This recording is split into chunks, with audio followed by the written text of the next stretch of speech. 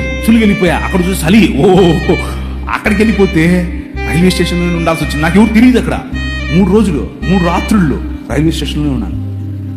Railway స్టేషన్లోనే ఉండి స్వార్థ పరిచయం చేస్తూ ఉంటే మోకాళ్ళ మీద ప్రార్థన చేశాను. ప్రభా ఏంటి తుమ్ జాతా హై మై ఆతా హై, ఇంతే వచ్చు నాకు, అంతకు చెప్పరాదు. జాతా హై ఆతా హై ఇంతే వచ్చు. ప్రభా ఏంటి ప్రభా నాకు ఈ భాష రావట్లేదు, నేనేం చెప్పాలి అని అంటే అనర్గళంగా మాట్లాడటానికి హిందీ ఇచ్చాడు. దేవునికి స్తోత్రం కలుగును గాక. అనర్గళంగా, మామూలు కాదు. ఒక్క నెలలోనే టీవీలో మాట్లాడాను. ఎలా? హిందీలో మాట్లాడాను. నేనేం నేర్చుకోలా, ఏ స్కూల్కి వెళ్ళలా, ఏ గ్రామర్ చదవలా. కానీ వాళ్ళు నన్ను సౌత్ ఇండియన్ అనుకోరు. ఎందుకు అనంటే నేను మాట్లాడే హిందీ అంత శుద్ధంగా ఉండేట్లుగా మాట్లాడాను ఆ రోజుల్లో. ఒక్క నెలలో. కారణం ఏంటి అనంటే పవర్ ఆఫ్ గాడ్.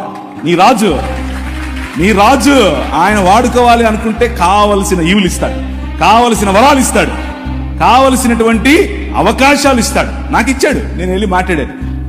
ఎత్తులు వెళ్ళిపోయా. అక్కడ చూసి చలి, అక్కడికి వెళ్ళిపోతే రైల్వే స్టేషన్లో ఉండాల్సి వచ్చింది. నాకు ఎవరు తెలియదు. అక్కడ 3 రోజులు 3 రాత్రుళ్ళు రైల్వే స్టేషన్లోనే ఉన్నాను.